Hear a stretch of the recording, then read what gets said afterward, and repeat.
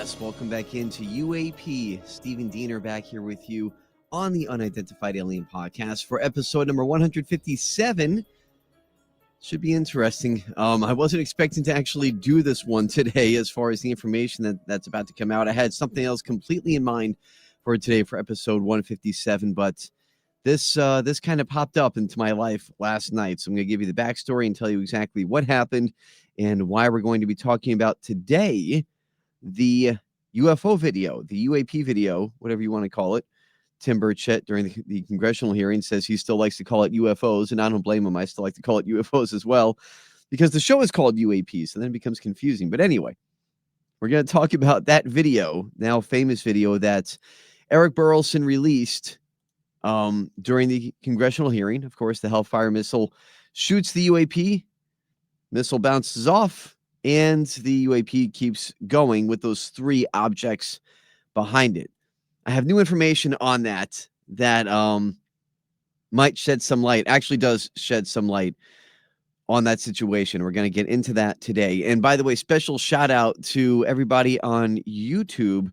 I don't do this very often, but I'm going to try to do it more whenever I can when the opportunity presents itself. And today was one of those days to be able to also record this episode for YouTube consumption. So this episode will also be up a video version of basically just me sitting here talking to you. Hello. And talking about what we're going to be saying here today. So if you'd like to check this out on YouTube as well, you can follow along UAP podcast. Just check it out there on YouTube. You should be able to find it. But before we get into the meat of the episode today, I actually did have one of these. Ladies and gentlemen, the Factoid. Yeah, we got a factoid today, and it's actually something that I wanted to talk about last week, but never really found the right spot for it with everything that was going on and with the congressional hearing and just so much happening all at once. I never really found the right spot for this story, but I did want to try to fit it in today because I feel like it didn't really get a lot of attention. And obviously there's a lot of reasons for that, but I wanted to bring some attention to it today. And that was the discovery that took place. Where are we today? Today, Tuesday the 16th, September 16th, as I record this episode. So about a week ago or so, plus or minus a few days, the announcement was made from Sean Duffy, the interim head administrator there of NASA, that they found signs of ancient microbial life on Mars. That feels like it should be a big deal. There's always been talk about it. There's always been different speculation and reports that have come out over the years. So this isn't the first time we've heard about the possibility of ancient microbial life on Mars. But this is the first time that NASA has come out to say they think they have it. Here's what the announcement sounded like last week from Sean Duffy himself.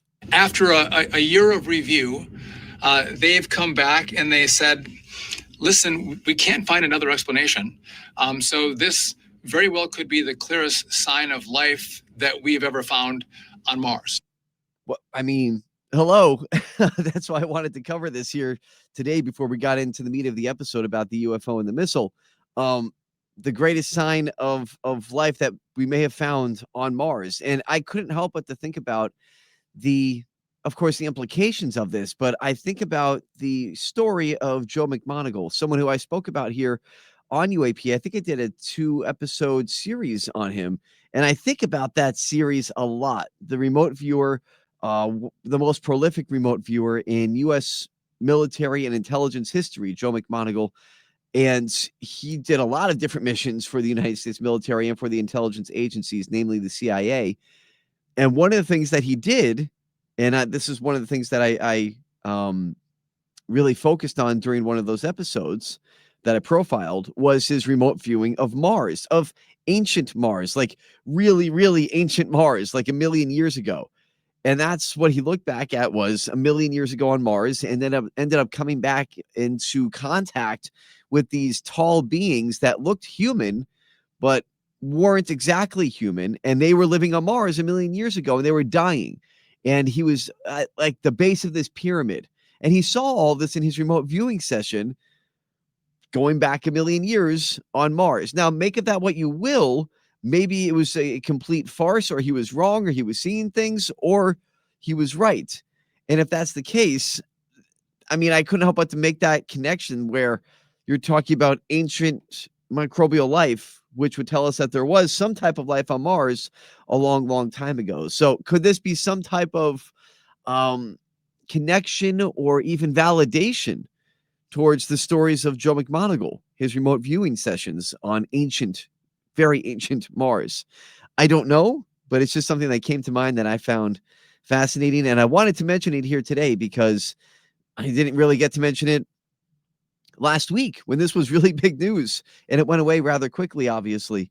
So there you go. Just wanted to bring that back around in case you hadn't heard it or wondering why I wasn't talking about it.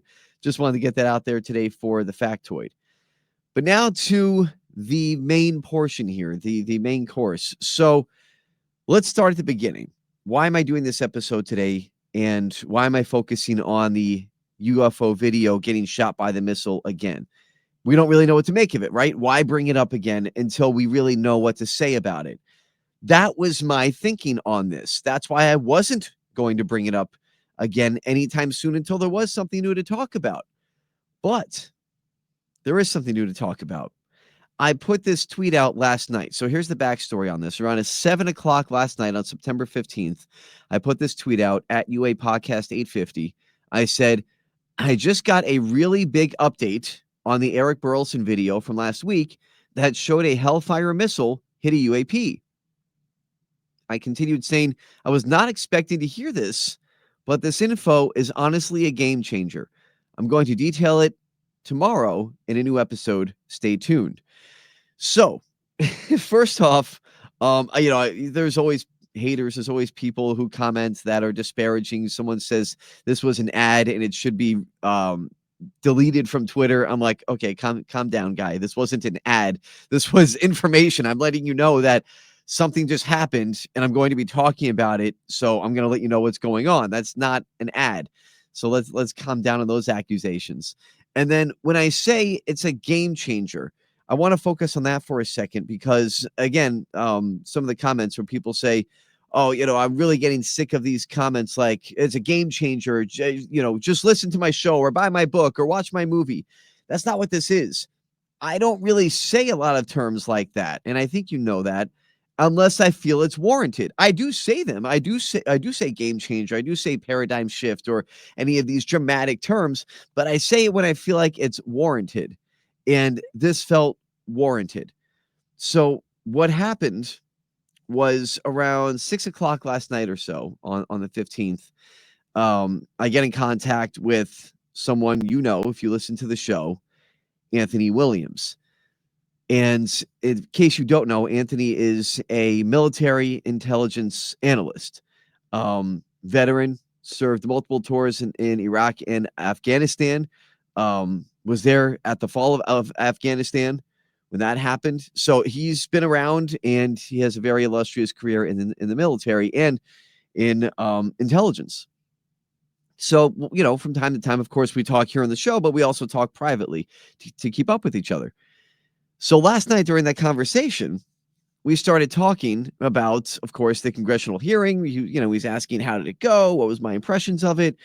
And, all the different stories.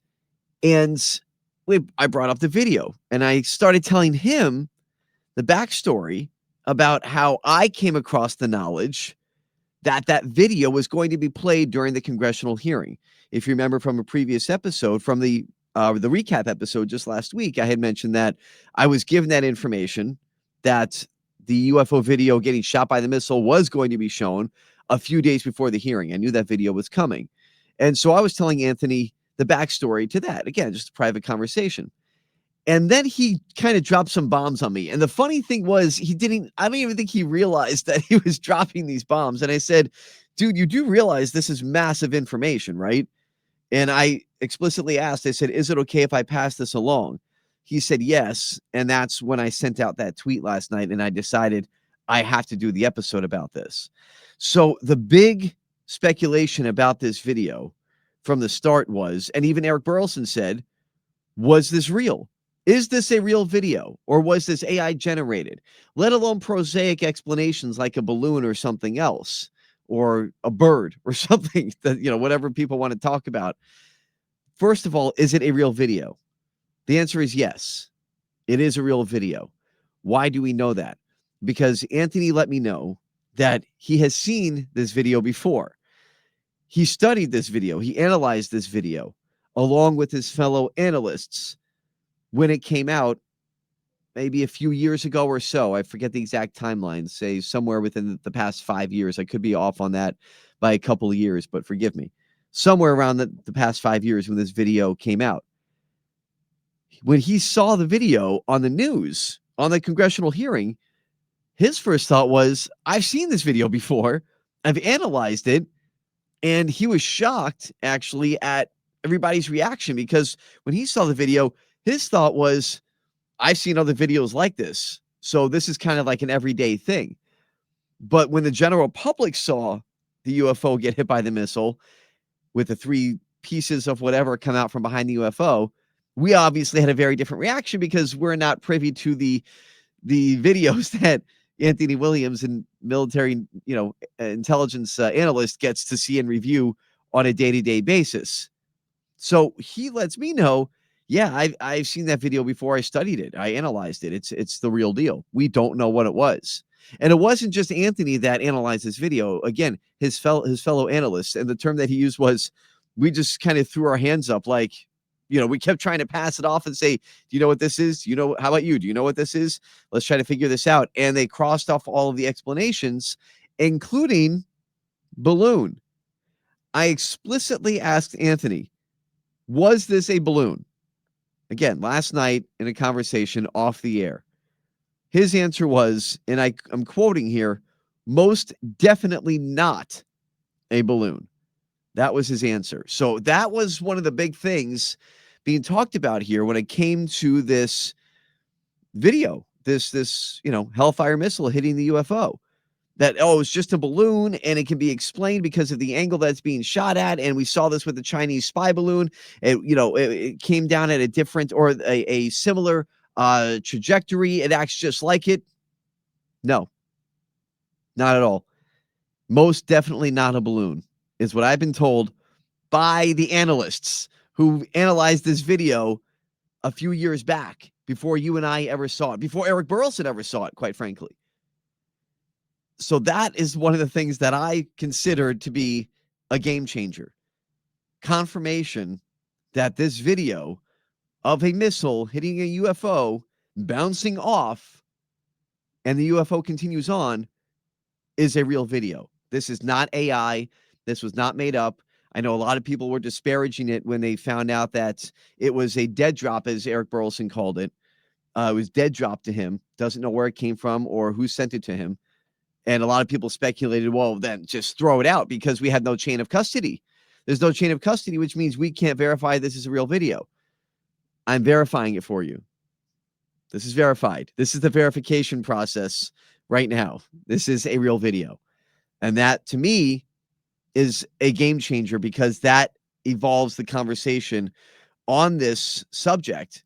Now that we know it's real, what does that mean? A Hellfire missile, which I was told last night with Anthony Williams, was made. Okay, I didn't know this. Maybe you did. Maybe this was talked about already, and shame on me for not knowing. I don't know. But the Hellfire missile was manufactured as a tank-piercing piece of artillery. That's why the Hellfire missile was even invented to begin with. It goes through tanks. It goes through tank armor. That's why they're there. That's why we use them. So this missile that was shot at a UFO, a UAP, and bounced off of it is originally used to shoot through tanks. So that's another piece of information, needless to say, that I found very intriguing. What kind of material was this thing, whatever it is? Is it organic? Is it organic life that's flying? Is it a life form? I don't know. Is it a craft? Is it a drone? Is it reconnaissance? Is it, one of the orbs in, this sphere network that has been brought up before? I had Patrick Jackson on the show here a couple months back, and he spoke about the Sphere Network. Is that what one of these things was? The fact of the matter is, that obviously there's still questions here, but the fact of the matter is, the video is real. The Hellfire missile that was fired at it is supposed to be used for tanks, and it bounced off. Now, what are the three things that are falling behind it? That's still speculation. That I don't know. But one of the other things that I asked Anthony was, well, what about the rest of the video? Like, if you've seen this video, if you analyzed this video, then that means you saw the whole video, right? Because again, in this situation, while it's happening in real time, I'm on the phone having this conversation. I'm trying to think of the questions that you would want to have answered. And one of the things that I thought about was, well, everybody kept talking about how the video cuts off. We don't see what happens after maybe a few seconds after impact. The MQ-9 Reaper drone zooms out, and it seems as if the craft, or whatever this was, keeps on its merry way. Now, and then the video cuts off. So the point of speculation and the point of argument there, of course, was, well, we don't know if it fell into the water from there. Or was this some type of optical illusion where, because of the style of film that's being used from the Reaper drone, that we can't really tell that it's falling because of the angle, because of the quality of the video? We can't really tell that it was falling in those few seconds that we had after impact, or lack thereof, if you will. So that was one of the big questions. So I had to ask Anthony, what happened in the rest of the video? He saw about 2 minutes more of this video from what was shown to the public. And he let me know that this thing continued on. It did not fall. It was not falling into the ocean or to the sea off the coast of Yemen. It did not crash. It kept going at the same rate of speed until finally the video ends. It goes out of range, if you will. The drone stops following it. Like they gave up on it. So we have three major points of contention answered here. Number one, the video is real because it was analyzed by the military a few years ago, and they don't have answers for it. That's number one. It's not AI. The military isn't being duped, and this is not disinformation. Another thing, I just thought of that.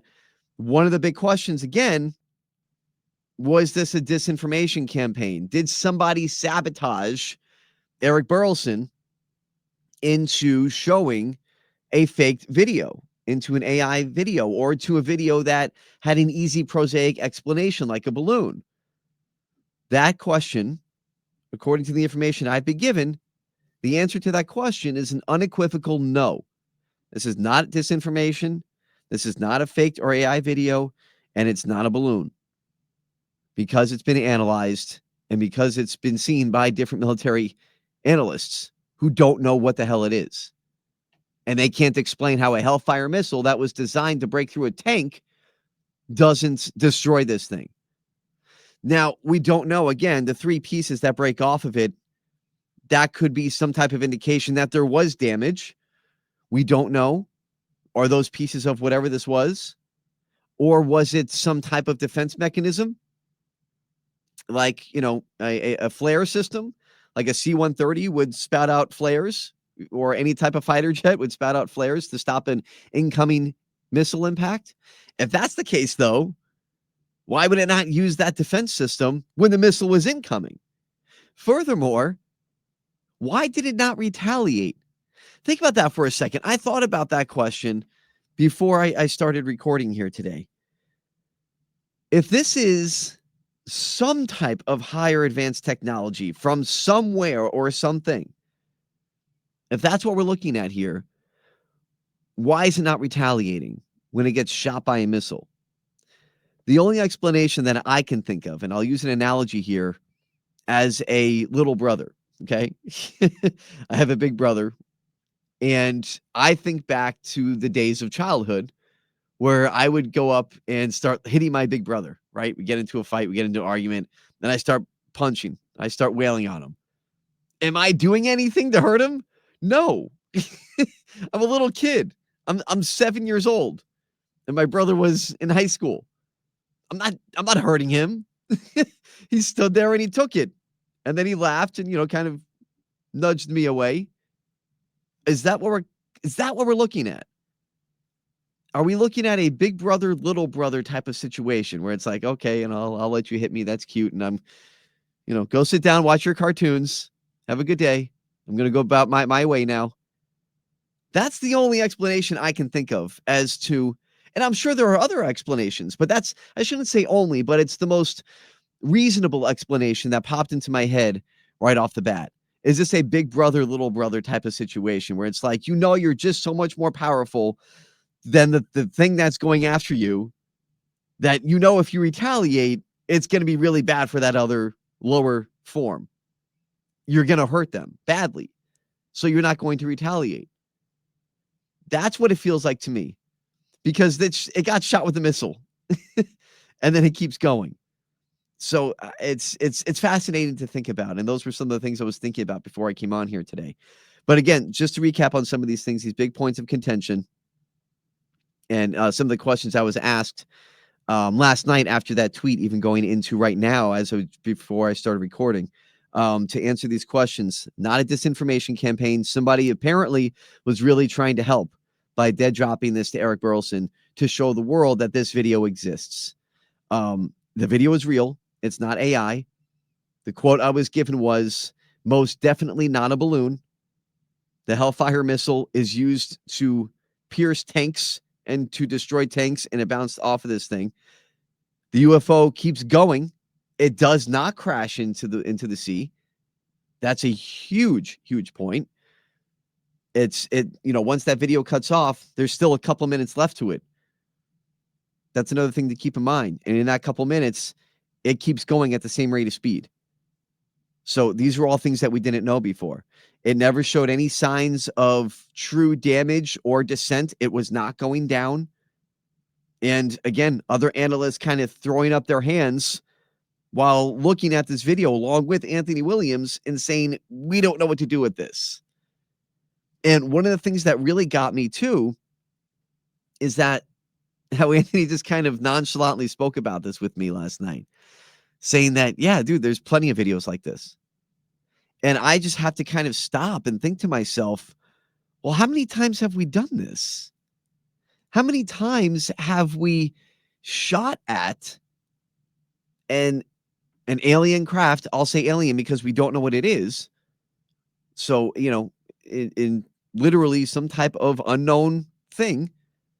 How many times have we shot at one of these things with some type of artillery and nothing has happened?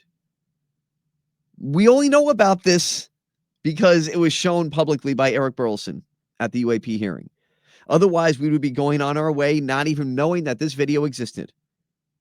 So the fact that there are more videos like that or other videos of unexplained craft, much more apparently, according to Anthony, when he said that he's looked at a ton like that. Not necessarily things getting shot at. I shouldn't paint that with a broad brush, and I don't mean to, because I know that's not 100% of the videos that he's talking about. But there's a lot of different videos, ones like that, or very anomalous things that can't be figured out. One of the things that Anthony Williams actually brought up to me was a video that I released a few years ago. And it's worth bringing up just as a reminder, because this is one that he thought was really worthy of attention and for whatever reason didn't gain a lot of traction. But it was a video of 3 Tic Tac UFOs coming out of the water. Again, this video is out there. I released it. Maybe I'll try to go back into the annals of my Twitter to find it again, to re-release it. I mean, it would take a while for me to find it. So I'll see what I can do. But I think I had it on YouTube. I believe so. I'll have to go back and look. But anyway, these 3 Tic Tac UFOs come out of the water and circle a battleship, kind of like what Chief Wiggins spoke about. It's actually very similar. Now that I think about it, as I'm talking about it here right now, very similar to what Chief Wiggins spoke about at the UAP hearing.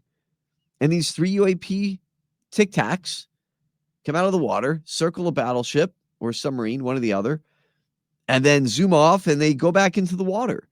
This video is out there. It's real. There are so many, again, some that we've seen, some that we haven't seen. But there's a lot of strange stuff that has not been shown to the public. And that goes back to what was spoken about at the hearing, where Eric Burlison and Nancy Mason, the other congressmen and women, spoke about, we need to see these videos. We need to see more things like this so we know what's going on and the American people can know what's going on. That's why Burleson released the video in the first place. He said it to me after the hearing in the quick interview I put out, where he said, we want to get these things out there. We want people to be able to decide, what are they looking at? It should not be hidden from the American public. And I'm 100% in agreement with that, which is why I'm doing what I'm doing. And which is why I asked the questions last night that I asked. This video is real. It lived on a secret network. I'm not sure I can name the network, so I don't want to put that out there. I'll just say a secret network where these videos live. There's a few different levels of the internet that us normies don't use, and one of those levels, one of those networks is where this video lived. So again, not disinformation, hugely important. Now you know why, for anybody who was, getting at me on Twitter or anything like that. And I know it's just a few, and I know I shouldn't pay attention. But just to answer the naysayers, my opinion, and you can disagree, fantastic. That's totally fine. If you don't think it was that big a deal, by all means. My opinion, this felt like a game changer when I heard it. And as I'm reporting it to you right now, that this is a real video, that they used a missile that's normally shot at tanks, and it kept going, that there's 2 minutes more to this video, that it doesn't go down into the sea, that it's most definitely not a balloon. There's a lot that was answered during this conversation, through this conversation, that I felt like was extremely worthy of presentation to you here today on this episode of UAP.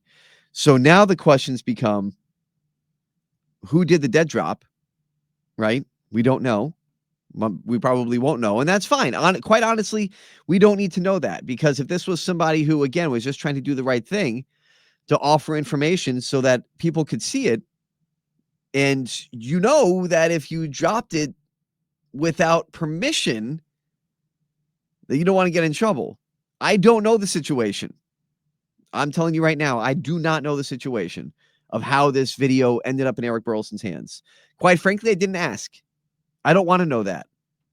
There's no reason for me to know that. All we know is that it did end up in his hands. I feel like if I know something like that, that could trace back to other people, and I don't want to get anybody in trouble. I never want to do that. The fact is that somebody did dead drop this to Eric Burlison, and now we know that it exists, and we've seen it, and it's real. Why were we shooting at it? That's another question that I've seen a lot, and I don't have the answer to that either. Now, I might be able to get an answer to that, but there was just so much going through my head during the conversation that I didn't get to ask that question, and that's on me. So I'll see if I can gain more information as time goes on, and I'll see if maybe we can even release the entire video. How nice would that be if we can get the whole video out there? So I'm working on that, and I'll still try to gather some of this information, like why were we shooting at it, and how many other times has this happened and been caught on camera? What are these other videos that Anthony Williams has spoken about? Now, obviously, we can't show those, unfortunately, but if there's anything that we can get out, I'll try to do that for you, and I'll try to get it out there for everybody. But again, according to him, there's a lot of videos like this, whether it's with weapon systems being used or not. There's a lot of videos that are unexplained, that can't be explained, from the military analysts that analyze it. And it's incredible to think about. And this was just one morsel that we got with this UFO being shot, and it kept on its merry way, as I said earlier. Again, what are these 3 orbs or whatever these things that came off the back of it? That's all speculation. I really don't know. Is it debris? Was it a defense system? Was it some type of matter? that came off, I really, your guess is as good as mine on that one. If you have a guess on it, feel free to reach out to me. I am all ears at UA Podcast 850. And on YouTube, where you're watching this video, if you're watching on YouTube, welcome. Like I said earlier, a special welcome as I try to do these YouTube videos a little bit more. You can leave the comments on there at UA Podcast on YouTube, at sdieneruap@gmail.com for an email. I mean, I don't know what those things were, but these are some of the questions that remain for now. But again, the fact is that this is a real video. It's not disinformation. It's not AI. And someone was seemingly trying to help.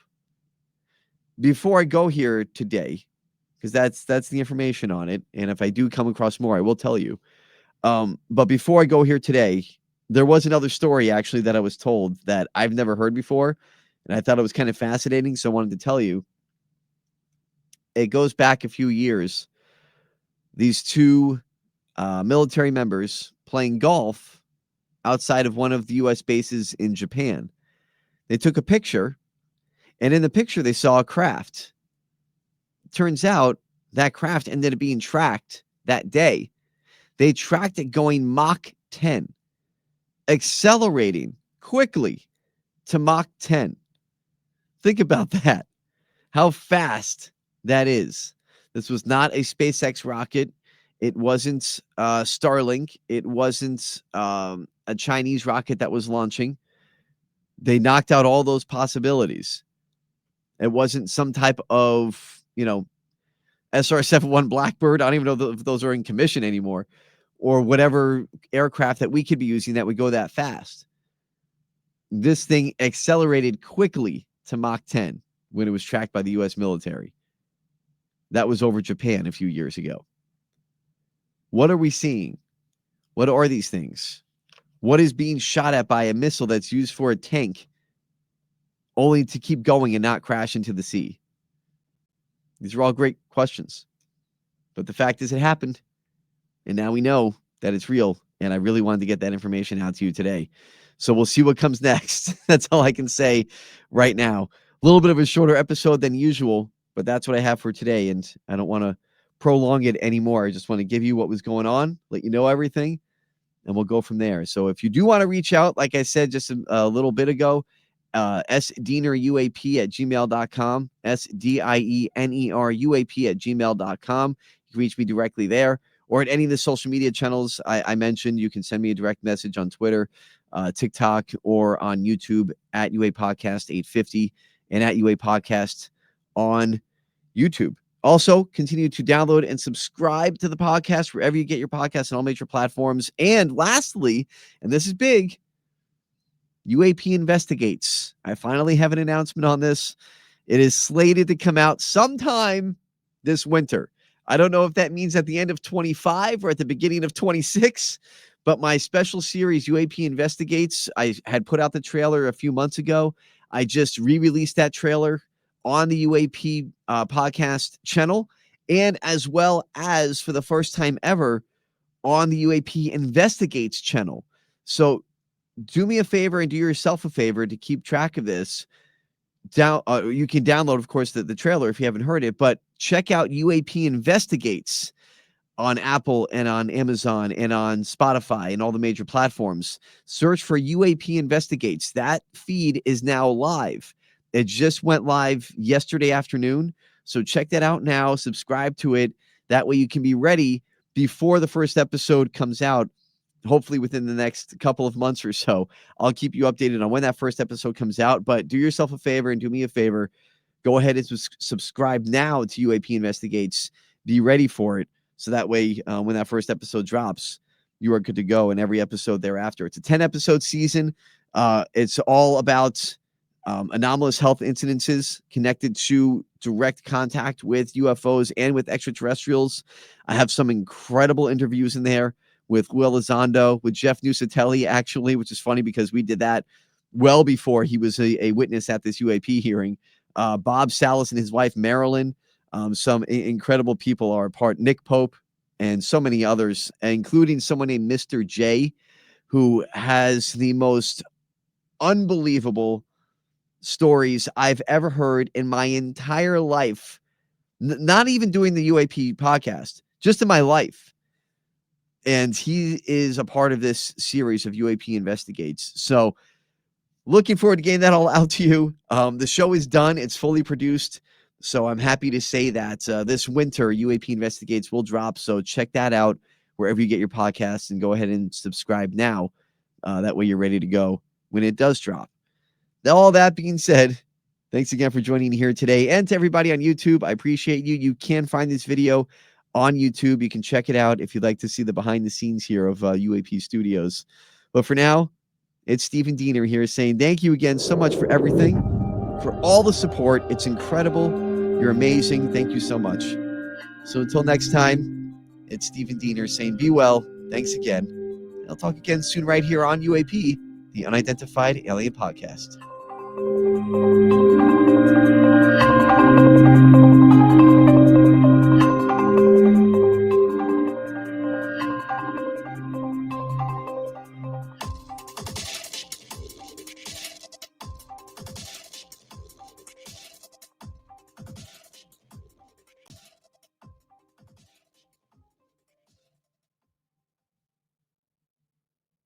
Very cool. Thanks, everybody. Appreciate you joining me here on YouTube. I'll try to do this more often. Glad you could join for this exclusive YouTube episode of UAP. Talk again soon. Thanks.